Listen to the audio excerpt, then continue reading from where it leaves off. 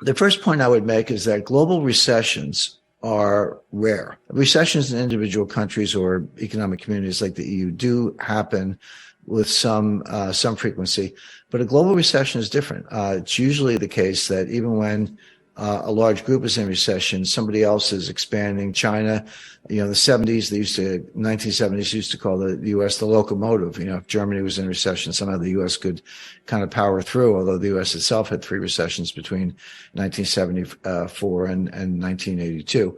But a world recession is rare. We had one around the time of the 2008 financial crisis, even though Australia did power through it okay, and certainly in 2020 during the pandemic lockdowns. But they're unusual, as I say. It's usually one group is in a little bit of trouble, but another group powers through and even can pull the recession country or group out of difficulty. But when global GDP declines, that's rare. We are heading for exactly that. To understand that, let's take a look at some of the largest economic groupings. And I'll start with the United States. Now, the United States had a mild recession in the first half of 2022. If you blinked, you missed it. First quarter GDP was negative, not a lot, about 1.6%. Second quarter GDP was also negative, about 0.9%. So first half as a whole, we had negative GDP. The rule of thumb definition of a recession is 2 consecutive quarters of declining GDP. That's the rule of thumb. We had that. It's in the data. Having said that, it was mild, and third quarter GDP and fourth quarter bounced back. But if there was a recession, it was mild. What I'm talking about is a much more severe recession, much more difficult, much sharper drop in economic output, beginning about now with rising unemployment, slowing industrial output, slowing retail sales, and importantly, for investors, a very sharp decline in inflation. So this is one of the kind of mystifying points about the U.S. stock market. I mean, it seems straightforward to me, but the market has their own dynamic. They're saying, well, if the Fed raises rates the way I've described and they cause a recession, the Fed's going to have to cut rates. That's called the pivot, the Fed pivot, and lower rates are good for tech stocks or buy stocks. But think about that for a second. What if inflation comes down faster than the Fed thinks? And I think it may, by the way. I'll return to that. What if inflation comes down really fast and they get to the target rate sooner than they think? Does that mean they might have to cut? Well, it might, but what's good about that for stocks? I mean, if that happens, no one ever says, why did that happen? They just say, well, inflation may come down, interest rates may come down, so buy stocks. It's like, well, inflation may come down, interest rates may come down, but if it does, it's because we're in a very severe recession, exactly what I'm forecasting. And so if that's the case, stocks are going to plunge, 30, 40, 50%. So don't root for lower rates, or if you're forecasting lower rates, understand what that means. It doesn't mean the Fed chickened out. It doesn't mean life is wonderful and you should buy tech stocks. It means that we're in the very severe recession that I described, and I think we will end up there. And therefore, stocks are going to plunge. So, be careful what you wish for, as they say. The Fed's timeline is get to 5.25%, let's say, by March, sit tight until 2024. Inflation comes down, and then they can talk about cutting rates in 2024. That's what they're saying. My forecast is, they are going to raise rates. They're going to over-tighten. They're going to cause a very severe recession.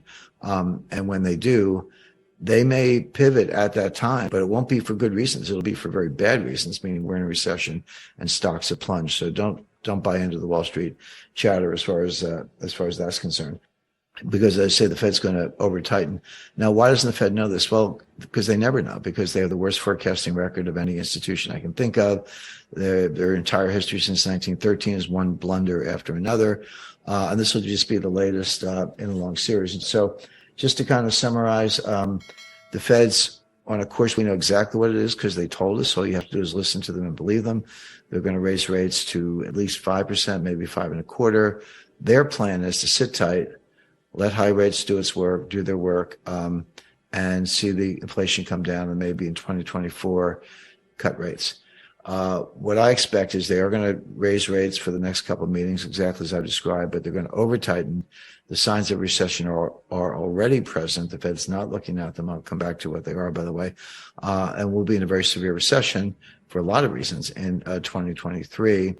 And that's going to mean a plunge in stock prices. So if the Fed cuts rates, don't cheer too loudly, because it'll be in a world where severe recession, higher unemployment, and crashing stock prices are the norm. I'd like to finish on can't call it a happy note, but global liquidity crisis. Now, I talked about a global recession, and people go, well, isn't that like your liquidity crisis? No. A recession or a depression is very different than a liquidity crisis or a financial panic. They're two different things. They can and do happen separately. In 2008, we had both. In 2008, a recession or depression and a financial panic converged. So they can happen together, but they don't have to. They can happen individually. What we're in for looks like a global financial crisis and a global recession at the same time, coming sooner than later. Now, why do I say that? There's a global dollar shortage. People go, wait a second. The Fed printed $9 trillion, which they did in 2020. It's come down since then, but they did print that much money.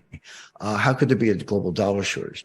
Well, what people don't understand is that behind the curtain, off balance sheet, this is off balance sheet. You got to go read the footnotes and understand what you're reading. There are $1 quadrillion of derivatives. And for those not familiar with the Q word, 1 quadrillion is 1,000 trillion. So I just said the Fed printed $9 trillion. Maybe it's down to $7 trillion. Yeah. But you have 1,000 trillion of derivatives. And they have to be supported with collateral. Not 100%, not even 10%. I mean, kind of 1% or 2% is enough. But when you're in a liquidity crisis, banks are extremely choosy about which collateral they'll accept to support this quadrillion-dollar inverted pyramid of derivatives. And right now, what they're saying, because this evolves, it gets worse. It doesn't happen overnight. It can become acute overnight, but it happens over the course of a year or longer. What we see, the banks are saying, I don't want corporate bonds as collateral. I don't want your mortgages as collateral. I don't even want 10-year treasury notes as collateral.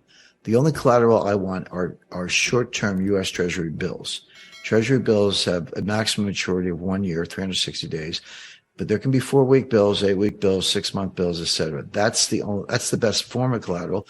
It's the most liquid, easily traded, low volatility, easy to repledge. It's by far the best form of collateral. That's all the banks want right now. But if you're a foreign bank, you need dollars to buy the dollar-based collateral. If you want treasury bills that are denominated in dollars, you need dollars to buy the bills. That's why the U.S. dollar is so strong. People go, wait a second. The U.S. has a multi-trillion-dollar annual budget deficit, a massive trade deficit, 132% debt to GDP ratio, $31 trillion in debt. You're going into recession. How can the dollar be so strong? The answer is everything I just said has nothing to do with the demand for dollars in international foreign exchange markets. What's driving the demand for dollars is the need to get dollars to buy dollar-denominated collateral, specifically treasury bills, to post as collateral to support the $1 quadrillion of derivatives. And that's going to persist until the system crashes, which it's in the process of doing.